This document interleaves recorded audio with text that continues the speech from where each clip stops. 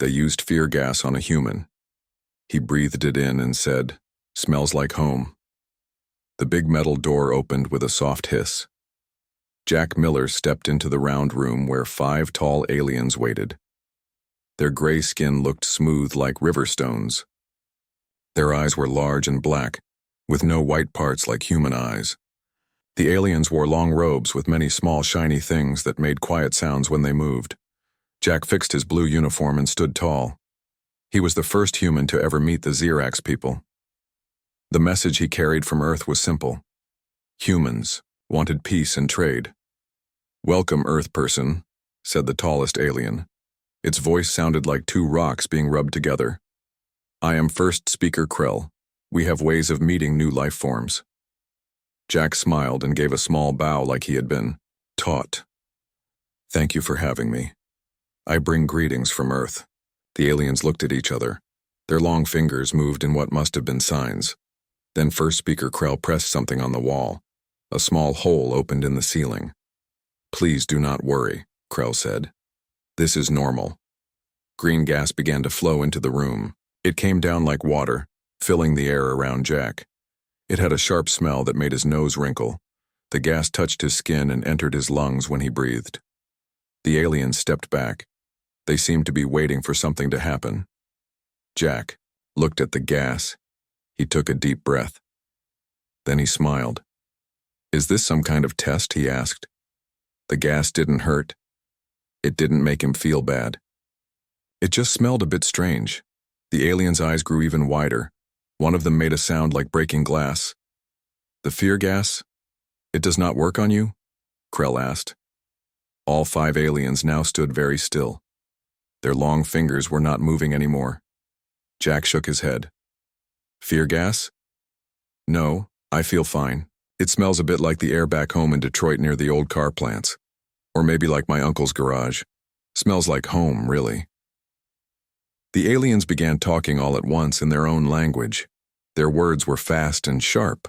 They seemed very upset. After a minute, Krell raised a hand and the others stopped talking. "This has never happened before," Krell said. "All life forms we have met feel great fear when they breathe this gas. It is how we know if visitors are safe. If they can push through fear, they are strong enough to talk with us." Jack thought about Earth, about the dirty air in big cities, about the smell of cars and buses and factories. Maybe humans were used to bad air. "We have many kinds of air on Earth," Jack said. "Some clean, some not so clean. Maybe that's why your gas doesn't work on me." One of the smaller aliens stepped forward. "May I?" it asked, holding up a small round thing that looked like a silver coin. Jack nodded.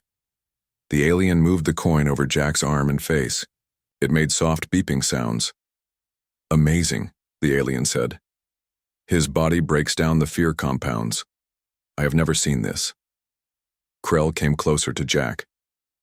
"You must understand. All other beings we have met either run away screaming or fall down crying when they breathe this gas, but you say it smells like home?" Jack nodded. Not the nice parts of home, but yes. The aliens looked at each other again. This time they seemed less worried and more interested. "We have much to learn from each other," Krell said. "Please, come with us to the big hall. We need to talk more." As they walked out of the room, Jack saw that the other aliens now kept a good distance from him. They were afraid not of the gas but of him. In the hallway, Jack's radio made a noise. He pushed the button on his chest. "Miller here," he said. "Jack, this is Captain Diane Cole. What's happening in there? Our screens show they use some kind of gas on you." Jack looked at the aliens walking ahead of him. "Yes, they did. Some kind of test they use on all new people they meet. It's supposed to make you feel scared. Are you okay?" The captain's voice sounded worried. "I'm fine. The gas doesn't work on humans," Jack said. "In fact, I told them it smells like home." There was a long silence from the radio. "That's interesting," Captain Cole finally said. "What are they doing now?" "Taking me to their big meeting room. I think we surprised them," Jack said. "They didn't expect someone who could breathe their fear gas and not care." "This could be good for us," Captain Cole said. "Be careful, but use this. If they see us as strong, they might give us better deals. I will, Jack promised. He put the radio back on his belt and walked faster to catch up with the aliens. The big meeting room was full of more aliens. They all stopped talking when Jack entered. News had spread fast. The human was not afraid of the fear gas. The human said it smelled like home. Krell pointed to a chair that looked too small for Jack. He sat down anyway, trying not to break it. Human, Jack Miller, Krell said in a loud voice. Your kind is very strange to us. We must know more about your world. What is in your air that makes you so different? Jack thought about how to answer. The truth was that Earth's air was full of bad things in some places. Things from cars and planes and factories. Things that made some people sick. But maybe, just maybe, those same things had made humans stronger in ways they didn't know. Our world has changed a lot, Jack said. The air is not always clean, but we live with it. We get used to it. The aliens all looked at each other. One of them wrote something down on a small screen. And all humans are like you? Krell asked. All can breathe the fear gas? Jack didn't know for sure, but he nodded anyway. I think so. Krell's eyes seemed to shine with a new light. Then we have found something very special today. A people who do not know fear like others do. Jack smiled. Oh, we know fear. We just know how to live with it. And for the first time, one of the aliens made a sound that might have been a laugh. We have much to learn from each other, Krell said again. And I think many others will want to meet your kind too. Jack didn't know it then, but that strange day would change everything, for humans and for the many peoples among the stars. The day when a human breathed in fear gas and simply said it smelled like home. They used fear gas on a human. He breathed it in and said, smells like home. 3 days passed since Jack Miller first met the Xyrax people. The Earth ship stayed in orbit around the alien world. More humans had come down to meet with the Yao aliens. They talked about trade, about sharing knowledge, and about the many stars where both their kinds might go someday. But the aliens still wanted to know more about the humans and the fear gas. Dr. Sam Green was the ship's top science person. She had short red hair and always carried a small computer. She had been testing the green gas that the Xyrax used. This is very strange, she told Jack and Captain Cole in the small room where the humans met each day. The gas has many of the same things that we find in our city air back on Earth. Captain Cole raised her eyebrows. You mean it's like pollution? Sam nodded. Yes. The main parts match what we breathe in big cities like New York or Beijing. It has the same things that come from cars and factories. Jack looked out the window at the alien city. It was clean, with tall white towers and no smoke anywhere. But their world is so clean. They don't have dirty air like we do. That's what makes this so odd, Sam said. She showed them some pictures on her computer. They were of tiny things too small to see without help. The gas they use as a weapon looks just like our bad air. But the really strange part is that they've been using this same gas for over 200 years. Captain Cole set down her cup with a sharp sound. Before we had that kind of pollution on Earth. Yes, Sam said. They didn't copy our pollution. Somehow our Earth got pollution that looks just like their fear gas. The three humans looked at each other. Jack spoke first. Are you saying someone changed Earth's air on purpose? To make it like this gas? Sam nodded slowly. I think someone has been changing Earth, but not to make it better for us. A knock came at the door. It was a young man named Pete who worked with the ship's radio systems. He looked worried. Captain, the Xyrax Council wants to see all of us right away. They say it's very important. When they got to the big meeting room, they found many Xyrax moving around quickly. They seemed upset. First speaker Krell came to meet the humans as they entered. We have seen ships coming toward our world, Krell said without saying hello first. They are Vex ships. They will be here in 2 days. Who are the Vex? Captain Cole asked. Krell's face moved in a way that showed he was upset. The Vex are our enemies. We have fought them for many years.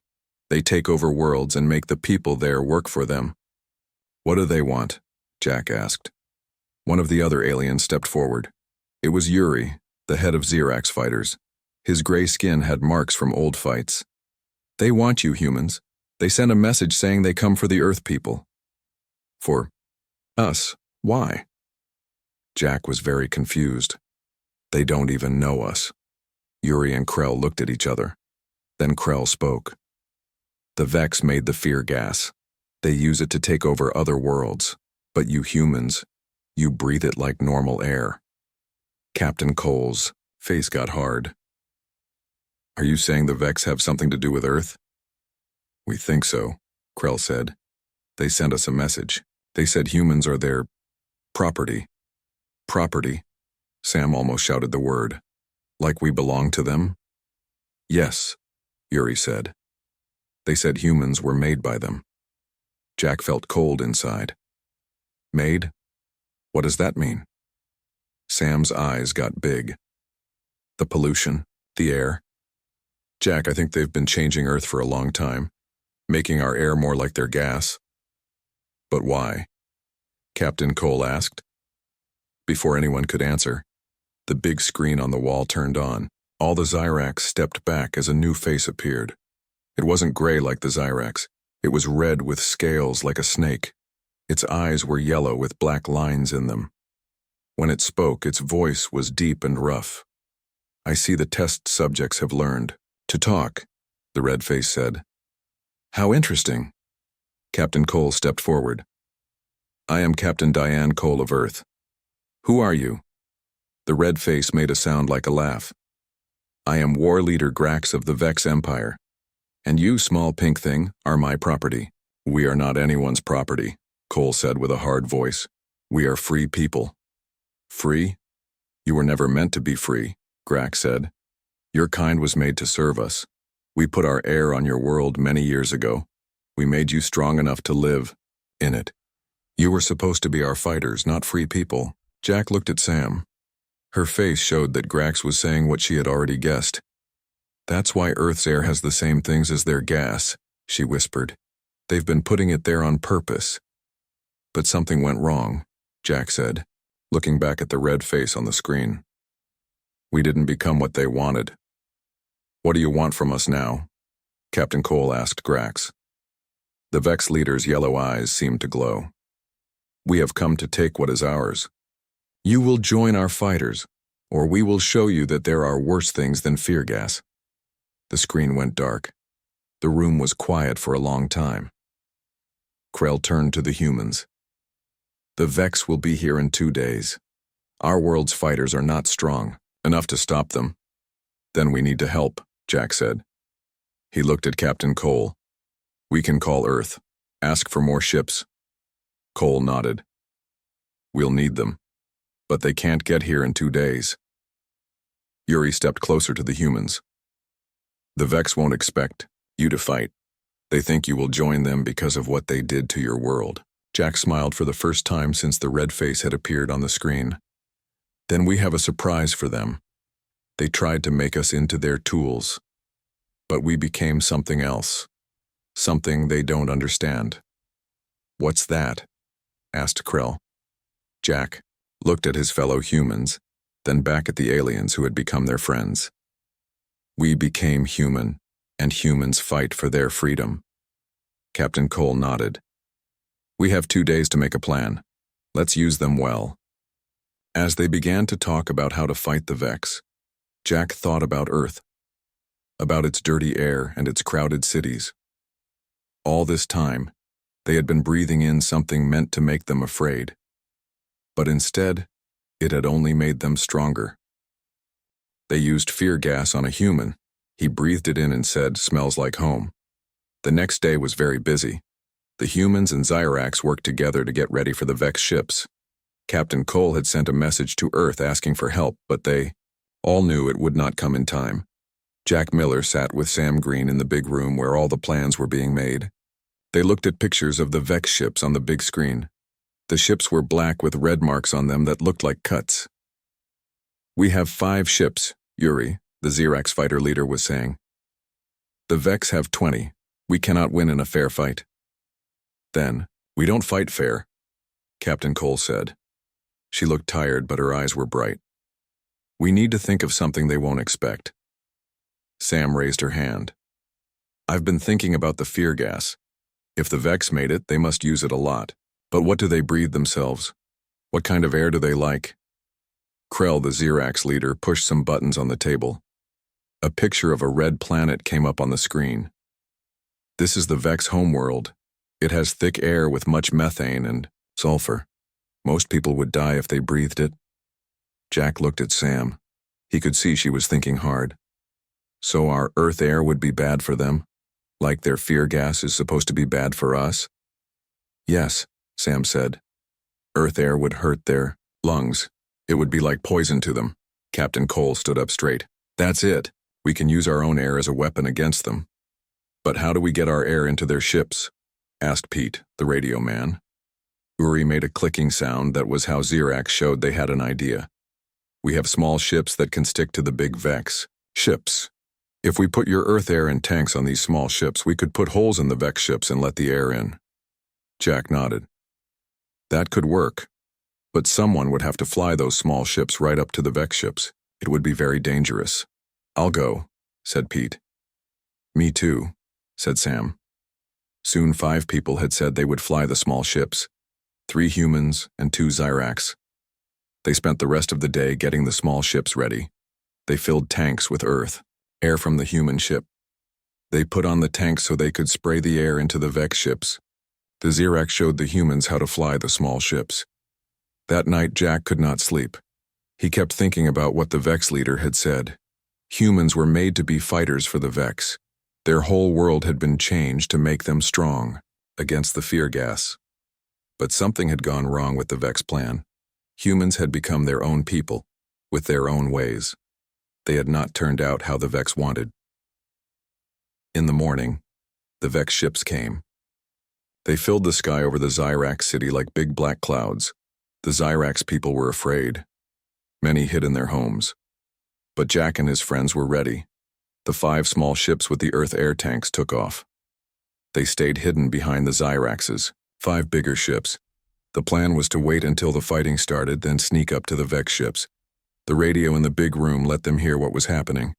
Jack, Captain Cole, and Krell listened as the Vex leader spoke again. This is your last chance, Grax, the Vex leader said. Give us the humans now, or we will attack. The humans are our friends, Krell said back. We will not give them to you. Grax made an angry sound. Then you will all die together. The Vex ships began to shoot at the Xerax ships. The room shook as some shots hit the city. Now, Captain Cole said into her radio. Go now. The 5 small ships flew out from behind the Xerax ships. They went right for the biggest Vex ship, the one where Grax was. On the screen, Jack could see them. They looked so small next to the Vex ships, like bugs next to shoes. One small ship got hit and began to fall, then another. But the other 3 kept going. Sam's voice came over the radio. We're at the big ship, sticking to it now. Pete's voice came next. Same here. I'm on the side. A Xerax voice spoke in their language, and Yuri said it meant the 3rd ship was also on the Vex ship. Start making holes, Captain Cole said, and be careful. The room was quiet as they waited. The Vex ships were still shooting at the Xerax ships. 2 Xerax ships were badly hurt. The other 3 were still fighting, but they could not last much longer. Then something changed. The biggest Vex ship stopped shooting. It began to move in a strange way, like it was trying to shake something off. It's working, Sam's voice was excited. We put holes in the ship. Earth air is going in. The big Vex ship began to move away from the fight. Then other Vex ships began to do the same. They were running away. They're leaving, Krell said, not believing it. They're really leaving. Jack smiled. They didn't expect us to use our air against them, just like they didn't expect us to not be afraid of their gas. The small ships came back to the city. 2 had been lost, but the people in them had gotten out safely in small safety boxes that floated down. Sam, Pete, and 1 Xerax had been on the ships that made it to the Vex ship. They were all safe. When they came back to the big room, everyone cheered. Captain Cole hugged Sam and Pete. Even the Xerax, who did not like to touch others, put their hands on the shoulders of their brave fighter. "This is not the end," Krell said when the cheering stopped.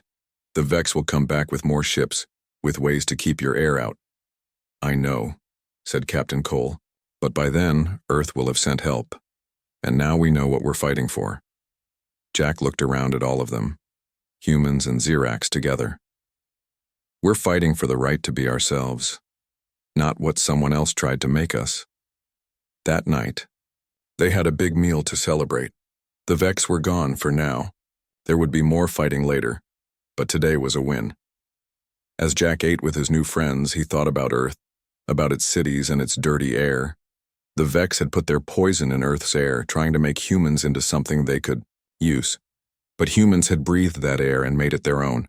They had made their world their own too. Jack smiled. "Smells like home," he said to himself. They used fear gas on a human. He breathed it in and said, "Smells like home."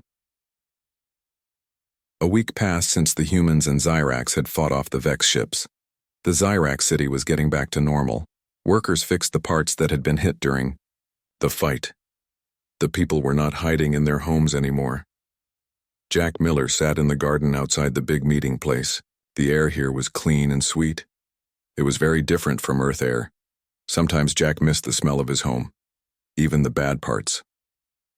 Sam Green sat down next to him. She had been working hard all week, looking at the fear gas and trying to learn more about the Vex. "You look tired," Jack said. Sam smiled a little. "I am, but I found something important." She showed him her small computer. On it was a picture of Earth. "Look at these old pictures of Earth from space. This one is from 300 years ago. Jack looked. The Earth in the picture had less brown spots and more blue and green than the Earth he knew. "Now look at this one from 200 years ago," Sam said. The picture showed more brown spots. "And here's one from 100 years ago. Even more brown. And here's Earth now." The Earth in the last picture had many brown spots, less green, and the white ice at the top and bottom was smaller. "I know Earth has changed," Jack said. "Places that were once good for growing food are now too hot or too dry."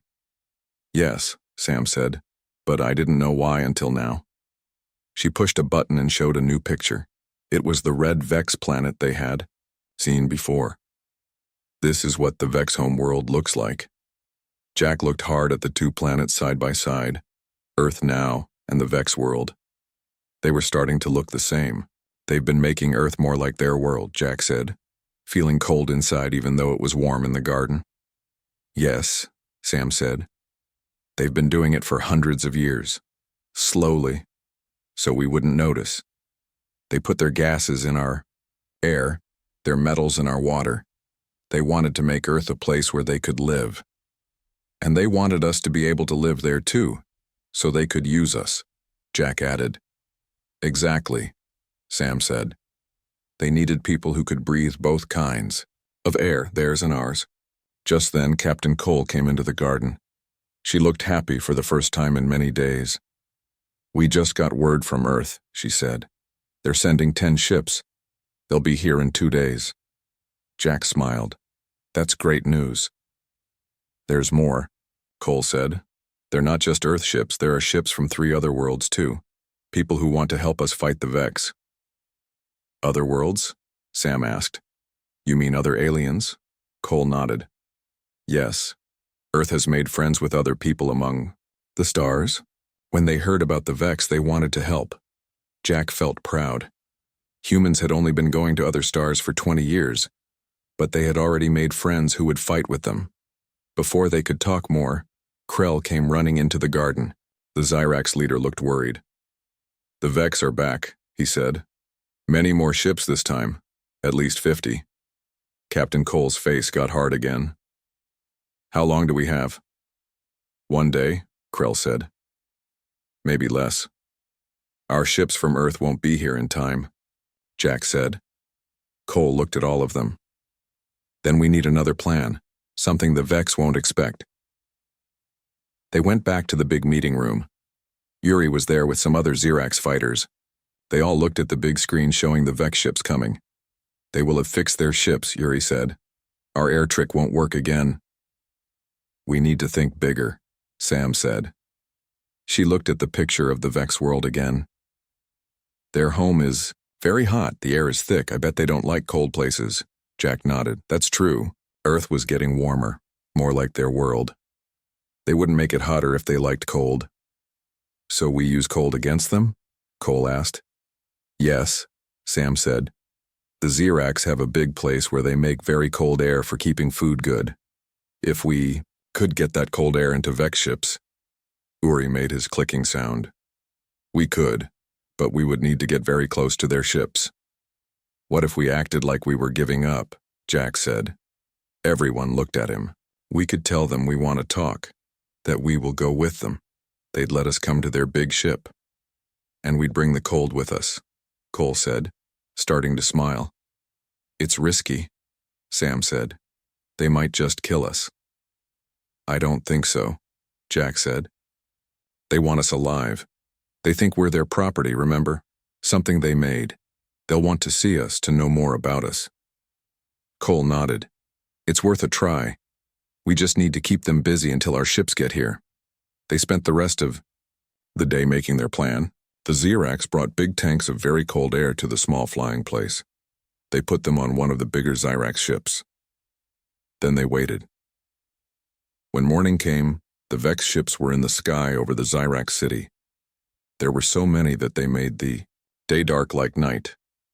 The radio made a noise and the voice of Grax, the Vex leader, came through. You had your chance to fight. Now you will all die. Captain Cole took the radio.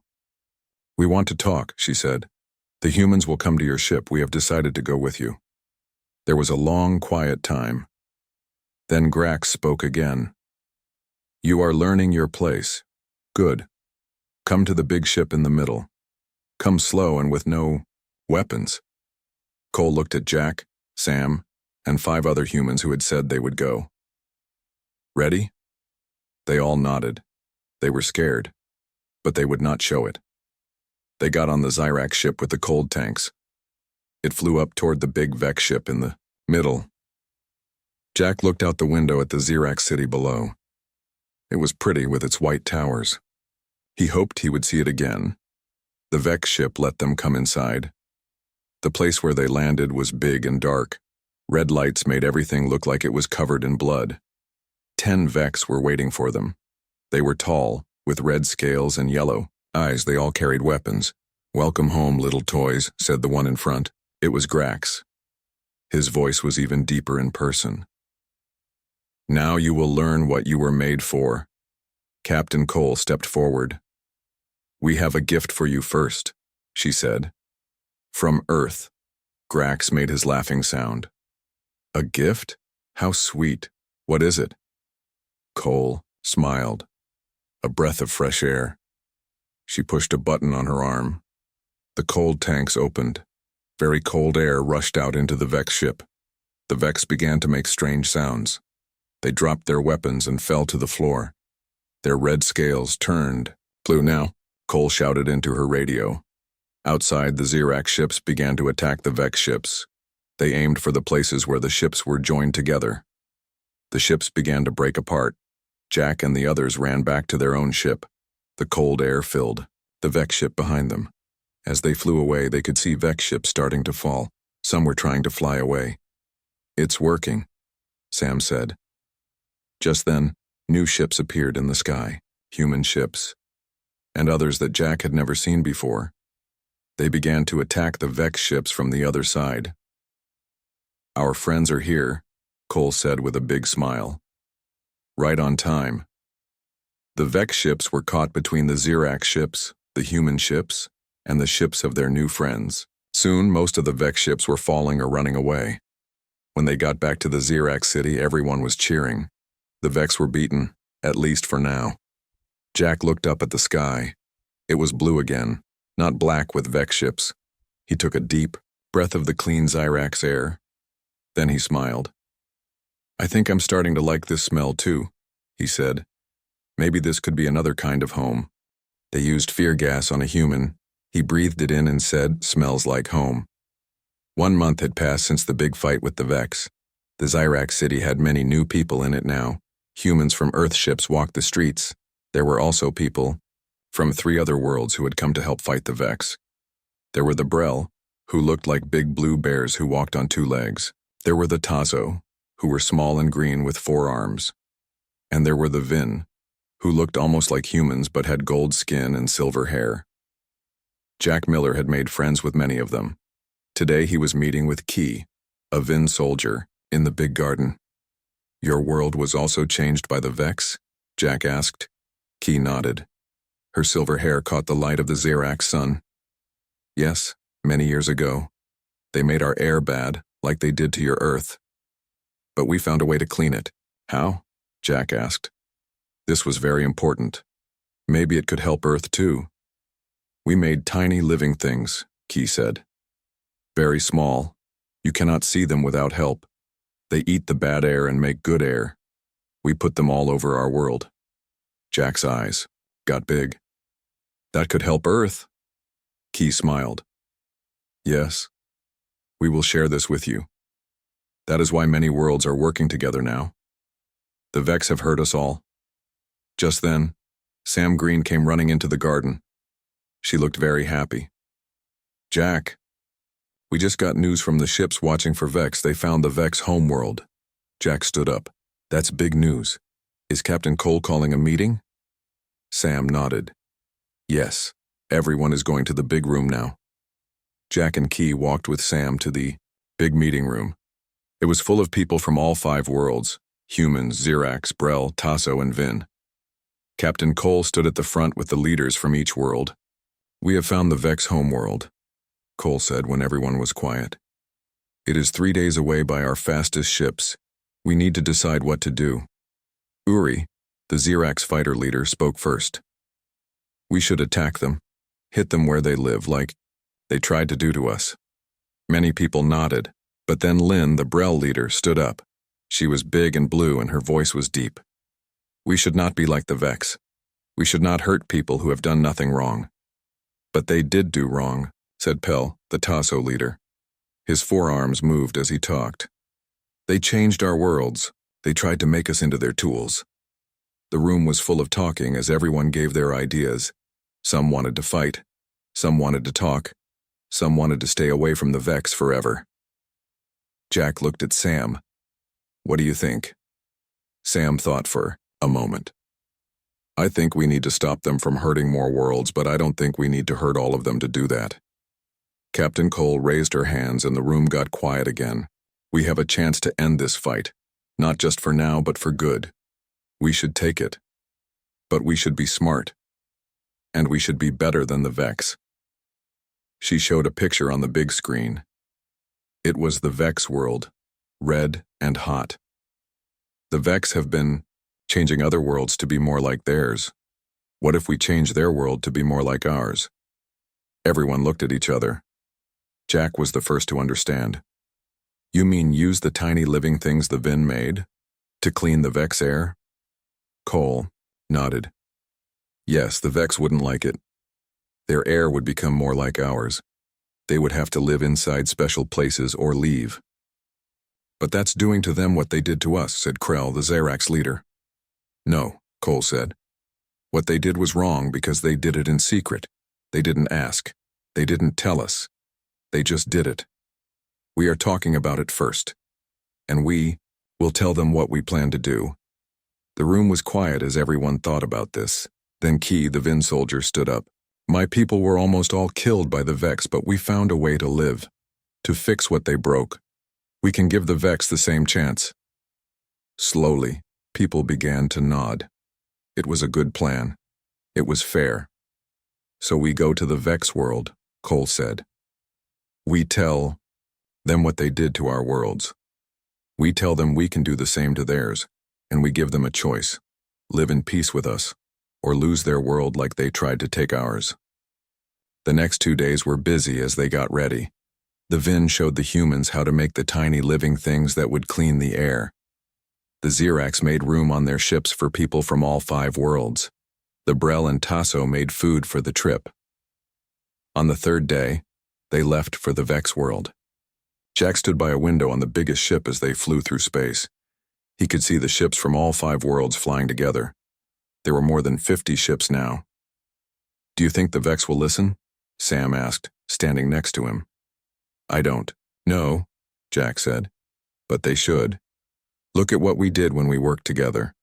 5 different kinds of people who never knew each other before. Now we're like one big team."